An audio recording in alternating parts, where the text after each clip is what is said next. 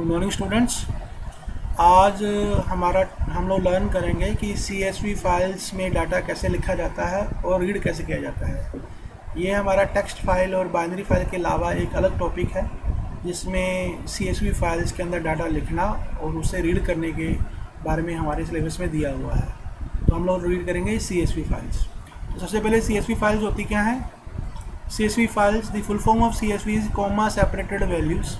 The CSV format refer to a tabular data that has been saved in a plain text where data is separated by commas. यही वो वाली files होती हैं जिनकी extension .csv होती है और इसमें जितना डाटा होता है, जितनी भी रोज़ हैं, वो कॉमा से सेपरेट करके वैल्यू स्टोर की होती हैं। जैसे हमारे MySQL के अंदर जो टेबल है उसके अंदर एक टप्पल जिसे हम रो बोलते हैं, उसकी अगर हमने वैल्यू इसमें स्टोर करानी हो तो हम स्टोर करा सकते हैं, वो कॉमा से सेपरेट होकर स्टोर हो जाएंगे। ठीक है, ऐसी अगर हमारे पास स्प्रेडशीट है, एक्सेल जैसी होती है, उसके अंदर भी हमारे कोई ऐसे डाटा स्टोर कर रखा हो हमने रोज़ कॉलम के कॉम्बिनेशन में, तो हम इसमें भी स्टोर करवा सकते हैं। तो CSV फाइल इतनी पॉपुलर क्यों है या CSV का एडवांटेज क्या है? सबसे पहले इसके जो एडवांटेज हैं वो ये हैं कि it is a simple compact and universally accepted format for data storage. एक तो ये सबसे सिंपल है, कॉम्पैक्ट है, बहुत कम स्पेस लेता है, प्लेन टेक्स्ट है इसलिए बहुत कम स्पेस लेता है, और यूनिवर्सली एक्सेप्टेड मतलब ऑल ओवर दी वर्ल्ड जो है ये एक्सेप्टेबल डाटा स्टोरेज फॉर्मेट है। दूसरा, it is common format for data interchange, मतलब अगर हमने डाटा एक फॉर्मेट से दूसरे फॉर्मेट में लेके जाना हो तो उसके इंटरचेंज करने में भी ये हमारे लिए बहुत आसानी से हो जाता है, इसलिए कॉमन है जो वर्ल्ड के अंदर बहुत सारे जो है सॉफ्टवेयर और कंपनी यूज़ करती हैं। It can be open in popular spreadsheet package like MS Excel calculator. ये इसमें क्या होता है कि ये किसी भी जो CSV फाइल है, चाहे आप एक्सेल में इसको खोल लो, चाहे आप नोटपैड में खोल लो, आप इसके अंदर किसी में भी इसको ओपन कर सकते हो। Nearly all spreadsheet and data bases support import export data file to CSV format. तकरीबन हर एक जो स्प्रेडशीट सॉफ्टवेयर है लाइक एक्सेल हो गया, कैल्क हो गया, या डाटाबेस MySQL हो गया, SQL हो गया, इससे आप डाटा अपनी CSV फाइल में इंपोर्ट भी कर सकते हो या CSV फाइल से एक्सपोर्ट भी कर सकते हो इन स्प्रेडशीट के अंदर। तो ये इसके एडवांटेज है जिसके कारण CSV फाइल बहुत पॉपुलर है। अब हमारी पाइथन के अंदर हमारे पास CSV फाइल को डील करने के लिए एक मॉड्यूल बना हुआ है जिसका नाम है CSV मॉड्यूल। हमने जब CSV फाइल के साथ कोई भी काम करना, हमें ये मॉड्यूल इंपोर्ट करना पड़ेगा सबसे पहले। सो मॉड्यूल CSV क्या है? Is a inbuilt module in Python provides functions for read write data in CSV file format. ये ऐसे फंक्शंस प्रोवाइड करता है जिससे हम रीड या राइट कर सके डाटा CSV फाइल के अंदर, ये हमें फंक्शन वो प्रोवाइड करता है। तो सबसे पहले हम लोग स्टेप्स देखते हैं कि अगर हम लोगों ने CSV फाइल के अंदर डाटा लिखना हो तो कैसे लिखेंगे। Steps to write data in CSV file. Open CSV file पहला स्टेप। ओपन करने के लिए आप जो ओपन फंक्शन होता है वही यूज़ करेंगे, जैसे हम फाइल रनिंग में यूज़ करते थे।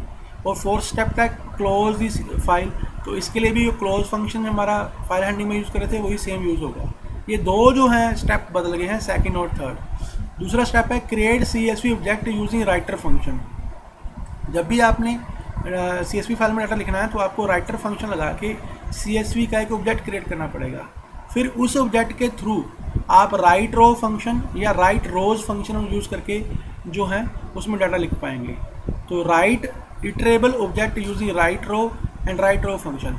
जो ऑब्जेक्ट क्रिएट करेगा राइटर फंक्शन वो इटरेबल होगा, मतलब उस पर लूप लग सकता है, कहने का मतलब है इटरेबल वो उसको बोला जाता है ऑब्जेक्ट्स को जिसमें लूप लग सकता है। जैसे लिस्ट होगी, लिस्ट पे लूप लग जाता है, टपल पे लग जाता है, सीक्वेंस जितने होते हैं। और इसके अलावा हमारा जैसे फाइल ऑब्जेक्ट है, फाइल में से हम बार बार रीड कर सकते हैं, तो इनको हम इटरेबल ऑब्जेक्ट्स बोलते हैं।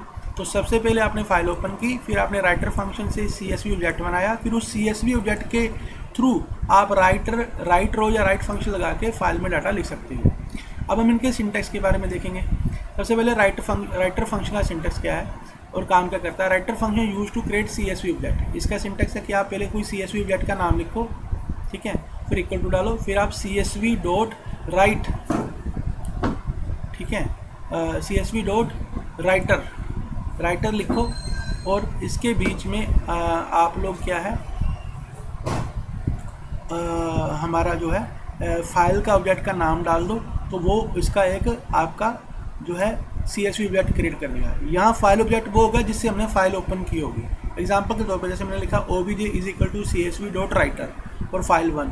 ये फाइल 1 वो ऑब्जेक्ट है जिससे हमने फाइल ओपन की है, और इस फाइल 1 ऑब्जेक्ट के से वो लिंक करके हमें एक ओबीजी ऑब्जेक्ट क्रिएट कर देगा जो CSV फाइल में डाटा लिखने के काम आएगा हमारा। उसके बाद है राइट रो फंक्शन या राइट रोज फंक्शन। वो कैसे काम करता है? राइट रो फंक्शन के ब्रैकेट में इटरेबल ऑब्जेक्ट देना पड़ता है हमें, ठीक है। अगर हमने राइट रोज लिखना है तो, और अगर नहीं लिखना तो आप सिंपल भी लिख सकते हो। Use to construct and write CSV record from an iterable of fields non string elements will be converted into the string.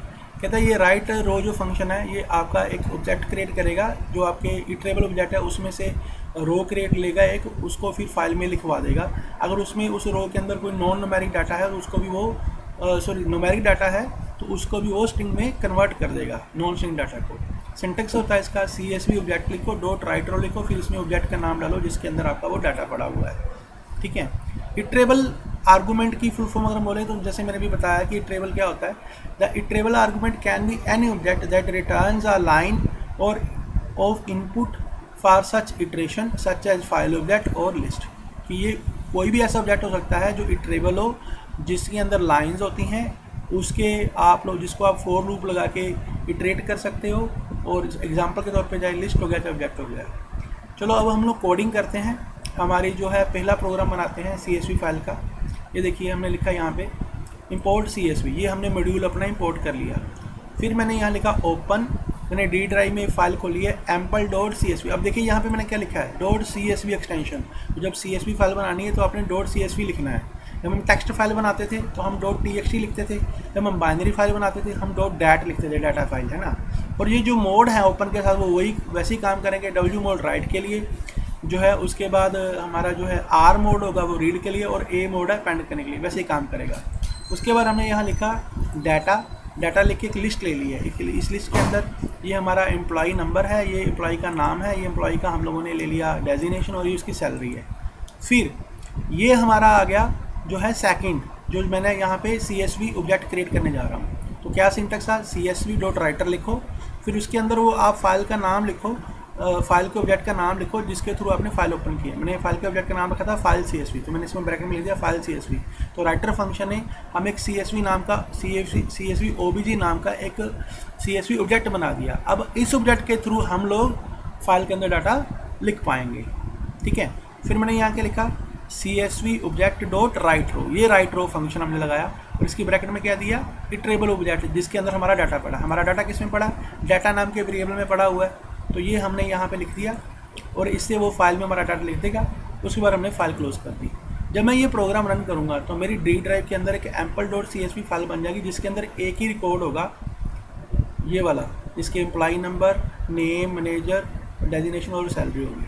मैं इसको रन करता हूँ, ये मेरा प्रोग्राम रन हो गया है। अब हम D ड्राइव में जाके देखते हैं कि ample.csv फाइल बनी है।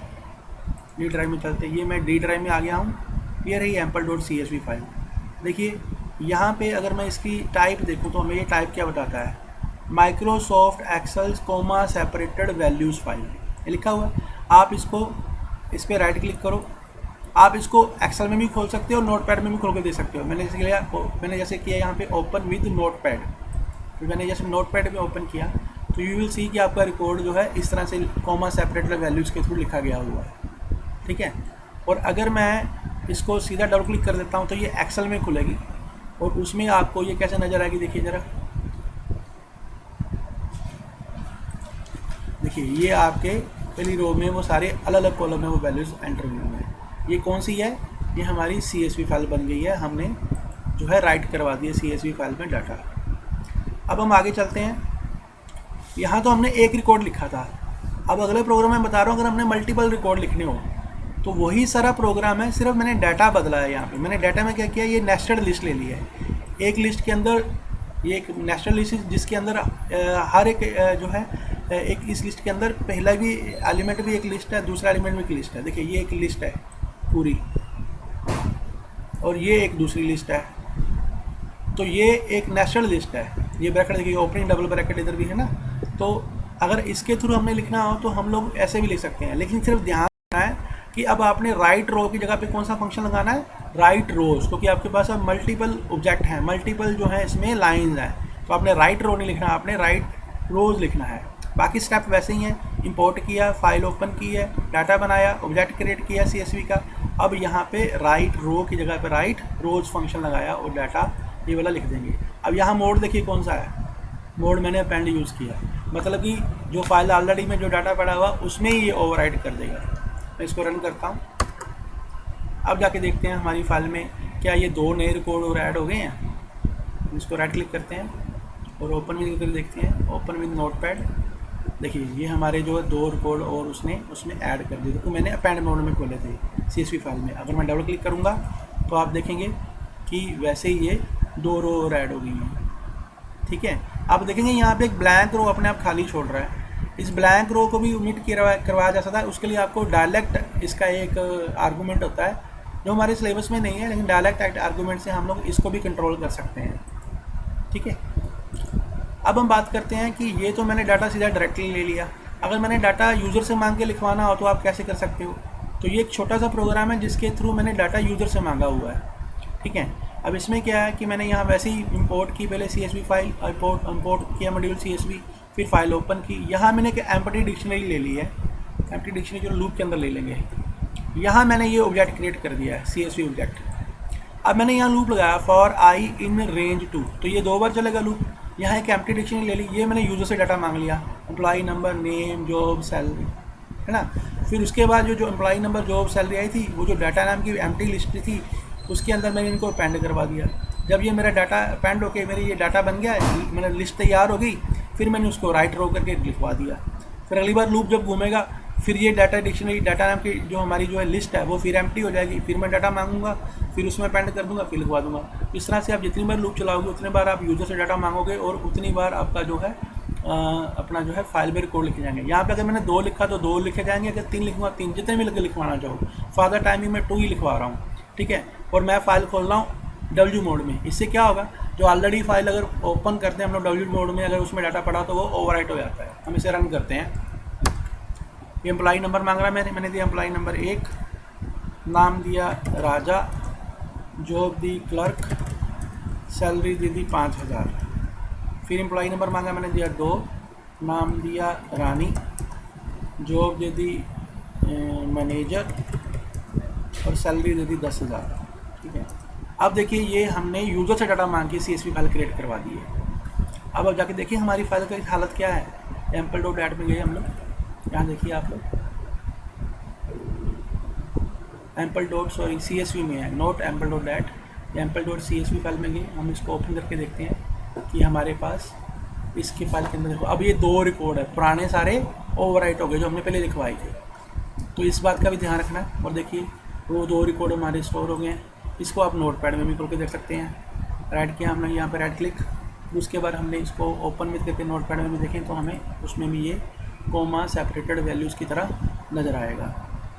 ठीक है, ओके। अब हम बात करते हैं कि अगर हमने प्रोग्राम के थ्रू डाटा रीड करना हो। ये तो तीनों प्रोग्राम मैंने राइट के बनाए, जिसमें पहला प्रोग्राम एक सिंगल रिकॉर्ड लिखवाया, फिर हम लोगों ने मल्टीपल रिकॉर्ड लिखाया राइट रोज़ के थ्रू, फिर हमने यूज़र से डाटा मांग के उसमें 1 बाय 1 लूप लगा के डाटा लिखवाया।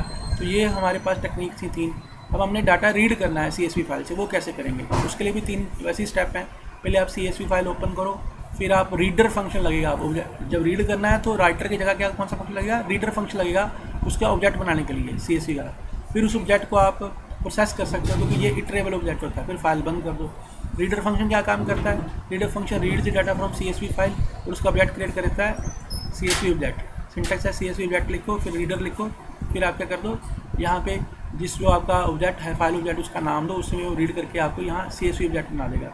फिर इस CSV ऑब्जेक्ट के ऊपर आप रो लगा सकते हो, अपना जो है लूप में लगा के उसके बाद आप इसको यूज़ कर सकते हो। ठीक है, लूप लगा के मैं आपको यूज़ करके दिखाऊंगा। यहाँ भी इटरेबल ऑब्जेक्ट वही वाली चीज़ है। Iterable argument can be any object that return a line of input for each iteration. ठीक है, और इटरेट जब भी आप इसको इटरेट करेगा वो हर बार एक लाइन रीड करेगा। चलो हम लोग इसको रीड करके देखते हैं। देखिए हमारे पास ये इंपोर्ट CSV, ये मैंने फाइल ओपन की ample.csv रीड मोड में। अब कौन सा मोड है, रीड मोड। अब मैंने जब CSV ऑब्जेक्ट बनाना है तो कौन सा फंक्शन लगाया रीड करने के लिए, रीडर। जब राइट करने के लिए बनाते हैं तो कौन सा फंक्शन लगता है, राइटर। CSV ऑब्जेक्ट बन गया। उसके बाद मैंने एक लूप लगाया फॉर लाइन इन इसमें CSV ऑब्जेक्ट के अंदर। फिर मैंने ये जो भी लाइन में वैल्यू आएगी, इसमें पहली रो आएगी, दूसरी रो आएगी, अब मैं इसको प्रिंट करवाता गया, फिर मैंने फाइल बंद कर दिया। अब इसे हम रन करते हैं, देखिए हमें आउटपुट क्या आई, ले राजा क्लर्क और फिर रानी मेजर। ठीक है, अगर आप इस CSV ऑब्जेक्ट को प्रिंट करवाना चाहो, जैसे ये वाला है, तो आपको बताएगा कि ये CSV ऑब्जेक्ट की ID बताएगा, ये कहाँ क्रिएट हुआ होगा। तो देखा हम लोगों ने अब CSV फाइल रीड कर ली। तो यही हमारे सिलेबस में था बेटा कि CSV फाइल में डाटा कैसे लिखना है और CSV फाइल से डाटा रीड कैसे करना है। Hope you understand. अगर कोई डाउट हो तो आप मेरे को कॉल करके पूछ सकते हैं। ठीक है, थैंक यू।